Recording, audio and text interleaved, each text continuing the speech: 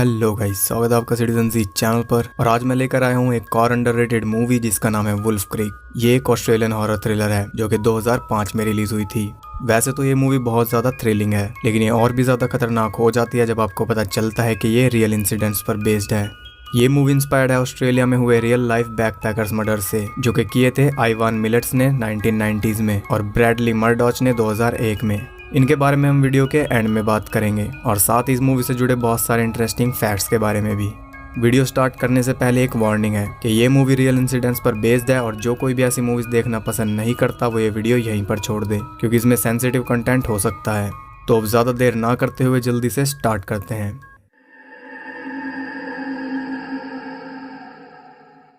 Movie के start में हमें दिखाया जाता है कि ये फिल्म ट्रू इवेंट्स पर बेस्ड है। ऑस्ट्रेलिया में हर साल 30,000 लोग गायब हो जाते हैं, जिनमें से 90% एक महीने के अंदर ही मिल जाते हैं, लेकिन बाकियों का कोई पता नहीं चलता। मूवी स्टार्ट होती है 1999 में, जहां दो ब्रिटिश टूरिस्ट लिज हंटर और क्रिस्टी अर्ल ऑस्ट्रेलिया में बैकपैकिंग कर रही थी अपने ऑस्ट्रेलियन फ्रेंड बेन मिचेल के साथ। बैकपैकिंग का मतलब होता है बहुत ही सस्ती ट्रैवलिंग करना, होटल्स की जगह कहीं पर कैंपिंग करके सोना, लिफ्ट मांग कर आगे बढ़ना एक्सेट्रा, यानी कि एक लो कॉस्ट टूरिज्म।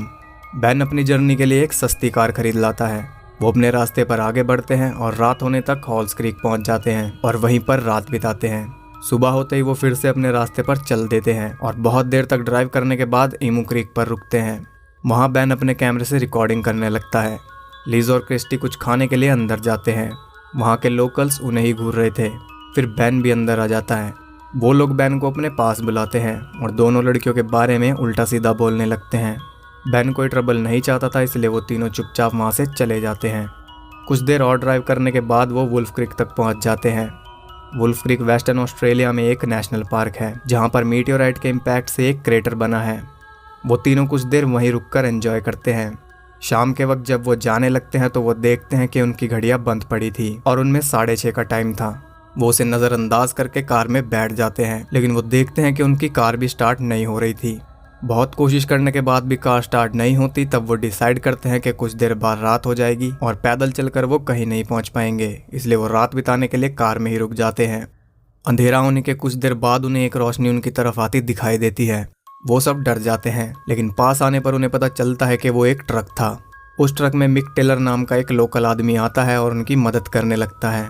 वो उनकी कार चेक करके बताता है कि वो उसे ठीक कर सकता है, लेकिन टूल्स उसके घर पर हैं, इसलिए उन्हें उसके घर तक चलना होगा। काफ़ी देर सोचने के बाद वो डिसाइड करते हैं कि यही उनके लिए बेस्ट होगा।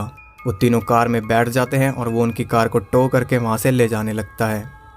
उन्हें वुल्फ क्रीक से निकले हुए कई घंटे बीत चुके थे, लेकिन अभी तक मिक का घर नहीं आया था और ना ही उन्हें अंधेरे में कुछ पता चल रहा था कि वो कहाँ जा रहे हैं। अब वो तीनों घबराने लगते हैं। बहुत देर बाद फाइनली वो उसके घर पहुँच जाते हैं, जो कि एक अबंडेंट माइनिंग साइट थी। वो उन्हें पीने के लिए पानी देता है और अपने पास्ट की स्टोरी सुनाने लगता है। वो बताता है कि वो एक पिग हंटर था और वो कई सारे जानवरों को मारता था। वो अपनी बातों को बहुत फनी तरीके से बता रहा था, लेकिन एक टाइम के बाद उसकी बातें उन्हें बिल्कुल भी फनी नहीं लग रही थी। बेन भी उससे मजाक करने लगता है, लेकिन उसके मजाक से वो चिढ़ जाता है और उसे घूरने लगता है। मिक उन्हें बातों बातों में बहुत कुछ बता देता है, लेकिन वो कुछ भी नहीं समझ पाते। वो कहता है कि वो उन जानवरों को मारता है जो कि आजकल यहाँ चारों तरफ घूमते रहते हैं, जैसे कि टूरिस्ट। उसकी इस बात को भी वो मजाक ही समझते हैं। मिक उठकर उनकी कार ठीक करने लगता है, या फिर कहूँ कि ठीक करने का नाटक करता है। जो पानी उसने उन तीनों को दिया था उसे पीने के बाद वो तीनों बेहोश हो जाते हैं। सुबह जब लिज को होश आता है तो वो खुद को एक शेड में बंधा पाती है। वहाँ आसपास उसे कोई दिखाई नहीं देता। बाहर उनका सामान भी बिखरा पड़ा था। वो वहाँ चिल्लाती रहती है और रोती रहती है। ऐसे ही पूरा दिन बीत जाता है और रात हो जाती है। अब वो वहाँ पड़े रहने के बजाय आसपास कुछ ढूंढने लगती है। उसे एक कांच का टुकड़ा मिलता है, जिससे वो अपने हाथ पैर खोल लेती है। शेड से बाहर निकलकर वो देखती है कि मिक ने उनकी कार के सारे पार्ट्स निकाल दिए थे। उनके सामान के ऊपर बहुत सारा खून भी पड़ा था। ये देखकर वो अपनी जान बचाकर वहाँ से भागने लगती है। तभी उसे क्रिस्टी के चिल्लाने की आवाज़ सुनाई देती है। वो पास जाकर देखती है कि मिक उसे एक शेड में टॉर्चर कर रहा था। वहाँ और भी लड़कियों की डेड बॉडीज थी, जिन्हें वो महीनों तक टॉर्चर करता था और फिर मार देता था। लिज क्रिस्टी को बचाने के लिए एक प्लान बनाती है। वो अपनी कार में आग लगा देती है और एक छोटा गैस सिलेंडर वहाँ फेंक देती है, जिससे एक ब्लास्ट होता है और मिक बाहर चेक करने के लिए आता है। वो आग बुझाने लगता है। इतने में लिज अंदर पहुँच जाती है, लेकिन इससे पहले कि वो क्रिस्टी को छुड़ा पाती वो वापस अंदर आ जाता है। लिज वहीं पर छुप जाती है। वो क्रिस्टी को फिर से टॉर्चर करने लगता है।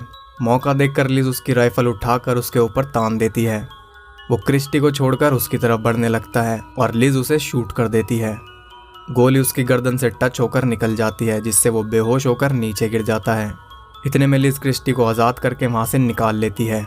वो दोनों उसके ट्रक में बैठकर जाने लगते हैं, लेकिन वो देखते हैं कि उसमें चाबी ही नहीं थी।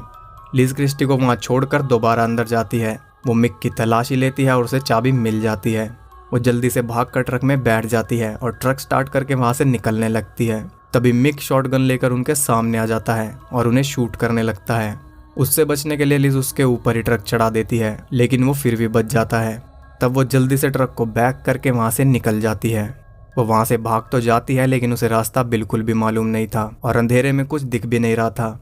इतना भी कम नहीं था कि मिक भी एक और ट्रक लेकर उनके पीछे पड़ जाता है। लिज पूरी तेजी से ट्रक को भगा रही थी और अचानक वो डेड एंड तक पहुंच जाती है। किसी तरह वो ठीक टाइम पर ब्रेक मार देती है और ट्रक बिल्कुल एज पर रुक जाता है। लिज को एक आइडिया आता है। वो ट्रक में से चाबी निकाल कर उसे नीचे खाई में धकेल देते हैं और किसी तरह खुद भी वहाँ छुप जाते हैं। मिक वहाँ पहुंचकर ट्रक को खाई में गिरा हुआ देखता है, लेकिन इससे उसे तसल्ली बिल्कुल भी नहीं होती। वो खुद नीचे चेक करने जाता है। लिज दूसरा ट्रक लेकर भागने का सोचती है, लेकिन उसमें भी चाबी नहीं थी। उनके पास कोई रास्ता नहीं बचा था। तब लिज वापस उसके ठिकाने पर जाने के लिए कहती है, क्योंकि उसके पास कई सारी चाबियां थी, जिसका मतलब कि वहाँ और भी गाड़ियाँ होंगी। वो वापस माइनिंग साइट पर जाते हैं। लिज क्रिस्टी को बाहर ही छोड़ देती है और उसे कहती है कि अगर वो 5 मिनट के अंदर वापस ना आई तो वो वहाँ से भाग जाए। लिज अंदर जाती है और वहाँ उसे कई सारी कार्स मिल जाती हैं। वहाँ पर बहुत सारा सामान भी पड़ा था, जो कि सभी टूरिस्ट का था जिन्हें मिक ने मार डाला था। वहाँ पर उनके फोटोज, पासपोर्ट्स और भी कई सारी चीज़ें पड़ी थी। लिज एक टूरिस्ट का कैमरा चेक करती है और उसे देखकर पता चलता है कि पहले मिक सभी टूरिस्ट को हेल्प ऑफर करता है और बाद में मार देता है। वहाँ पर बैन का कैमरा भी पड़ा था। लिज उसे चेक करती है तो उसे पता चलता है कि मिक उन्हें पहले से फॉलो कर रहा था, क्योंकि जब ईमू क्रीक पर बैन ने रिकॉर्डिंग की थी तो उसमें हम देख सकते हैं कि पीछे मिक का ट्रक खड़ा था। ये देखकर लिज जल्दी से एक कार में बैठ जाती है और चाबियां ट्राई करने लगती है। एक चाबी उसमें लग जाती है और वो स्टार्ट भी हो जाती है, लेकिन मिक भी उसी कार में बैठा था। वो लिज के पेट में एक बड़ा सा चाकू घुसा देता है। लिज किसी तरह कार से बाहर निकल जाती है। तब वो दोबारा उस पर हमला करता है। लिज अपना हाथ आगे अड़ा देती है, जिससे उसकी उंगलियां कट जाती हैं।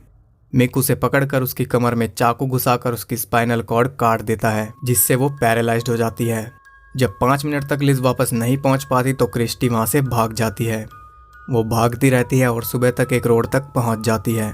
वो उस रोड पर काफी देर तक भागती रहती है, लेकिन वहां से कोई भी नहीं गुजरता। तब वो थक हार कर वहीं पर बैठ जाती है। तभी उसे एक कार उसकी तरफ आती दिखाई देती है। वो उसे रोककर मदद मांगती है। उसमें एक बूढ़ा आदमी बैठा था जो कि उसकी मदद करता है। वो कार की डिग्गी में से पानी निकालने जाता है और इतने में मिक उसे अपनी स्नाइपर राइफल से शूट कर देता है।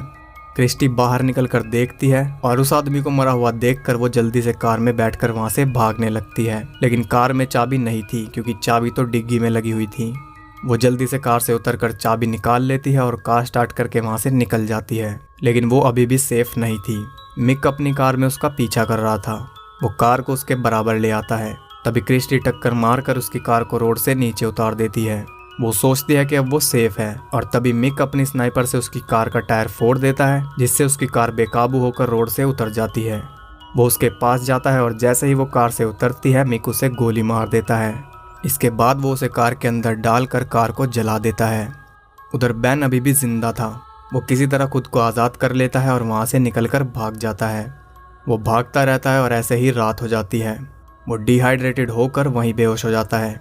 अगली सुबह 2 टूरिस्ट वहाँ से गुजर रहे थे और वो बैन को देख लेते हैं। वो उसे अपनी वैन में लेटाकर वहाँ से ले जाते हैं। आगे उसे एयरलिफ्ट करके एक हॉस्पिटल तक ले जाया जाता है। एंड में हमें बताया जाता है कि कई सारे मेजर पुलिस सर्चेस के बाद भी लिज और क्रिस्टी का कभी कोई पता नहीं चल पाया। इस केस की इन्वेस्टिगेशन ठीक से नहीं हो पाई, क्योंकि सिर्फ एक ही विटनेस था और उसके पास ना तो कोई सबूत था और ना ही उसे क्राइम की एग्जैक्ट लोकेशन पता थी। 4 महीने तक पुलिस कस्टडी में रहने के बाद बैन को बाइज्जत बरी कर दिया गया और वो भी साउथ ऑस्ट्रेलिया में रहता है। इसके बाद हमें मिक दिखाया जाता है, जो कि अभी भी आज़ाद घूम रहा था, और यहाँ ये मूवी एंड हो जाती है। तो इस मूवी की स्क्रिप्ट राइटर डायरेक्टर ग्रेग मिकलेन ने 1997 में ही लिख ली थी, लेकिन वो एक स्ट्रेट फॉरवर्ड स्लैशर फिल्म थी जिससे वो बिल्कुल भी खुश नहीं थे। बाद में जब उन्हें सीरियल किलर आइवन मिलेट के बारे में पता चला तो उन्होंने इसकी स्क्रिप्ट दोबारा लिखी। 1989 से 1993 के बीच आइवन मिलेट ने बहुत सारे टूरिस्ट का मर्डर किया था। 7 मिसिंग लोगों की बॉडी बेलैंगलो स्टेट फॉरेस्ट में दबी हुई मिली थी, जिनकी उम्र सिर्फ 19 से 22 साल की थी। इनमें से 3 विक्टिम्स जर्मन थे, 2 ब्रिटिश थे और 2 ऑस्ट्रेलियन ट्रैवलर्स थे। मिलेट को 27 जुलाई 1996 को 7 उम्र कैद की सजा सुनाई गई। वो 27 अक्टूबर 2019 को जेल में ही मर गया, लेकिन उसने कभी भी अपना एक भी मर्डर कन्फेस नहीं किया। ये मूवी एक और ऑस्ट्रेलियन किलर से इंस्पायर्ड है, जिसका नाम है ब्रैडली मर्डॉच। इसने 2001 में एक टूरिस्ट पीटर फल्कोनियो का मर्डर किया था और उसकी गर्लफ्रेंड जोएन लिस को किडनैप करने की कोशिश की थी। मर्डॉच अब जेल में है और उम्र कैद की सजा काट रहा है। तो ये है वो इंसिडेंट्स जिनसे ये मूवी इंस्पायर्ड है। अब बात कर लेते हैं इस मूवी से जुड़े कुछ फैक्ट्स के बारे में। जिस कपल ने एंड में बैन को बचाया, उनके पास एक ऑरेंज और वाइट कॉम्बी वैन थी। ये पीटर फल्कोनियो और जोएन लीस को होमेज था। पीटर अपनी ट्रिप के लिए एक ऑरेंज और वाइट कॉम्बी वैन लाया था।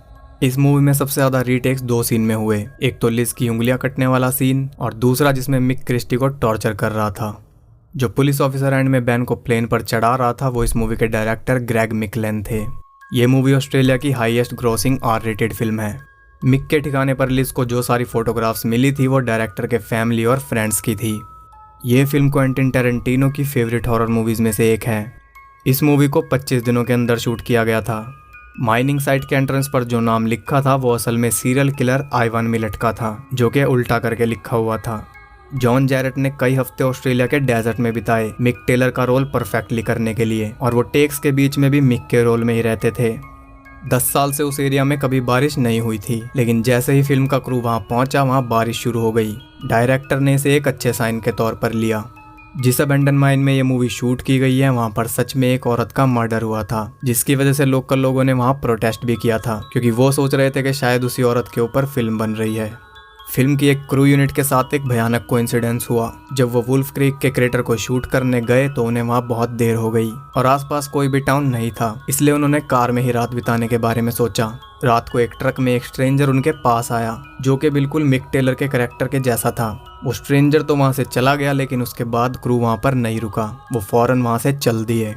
मूवी का सीन जिसमें मिक क्रिस्टी को टॉर्चर कर रहा था, उसे शूट करने के लिए डायरेक्टर ने उन दोनों एक्टर्स को अकेले अंदर छोड़ दिया था, ताकि सीन रियल लगे। वो सब बाहर से ही शूट कर रहे थे। उनकी एक्टिंग इतनी ज्यादा रियल हो गई थी कि डायरेक्टर को लगा कि जॉन जैरेट कैस्टी मोरेसी को सच में टॉर्चर कर रहे थे, क्योंकि कुछ देर बाद उसकी चीखें बिल्कुल रियल लगने लगी थी। डायरेक्टर जल्दी से सब कुछ छोड़कर शेड में घुस गए और वहां उन्होंने देखा कि सब ठीक था, एक्ट्रेस बिल्कुल सही सलामत थी। तो ये थे इस मूवी से जुड़े कुछ फैक्ट्स और मूवी की ट्रू स्टोरी। मुझे यकीन है कि इस मूवी के बारे में इतनी ज़्यादा इन्फॉर्मेशन आपको किसी ने नहीं दी होगी, तो प्लीज़ एफर्ट्स के लिए एक लाइक ज़रूर कर देना, और इसका सेकंड पार्ट भी जल्दी आने वाला है, तो मेक श्योर कि आपने चैनल सब्सक्राइब किया हुआ है। मैं मिलता हूँ आपको इसके नेक्स्ट पार्ट के साथ, तब तक के लिए सबको बाय।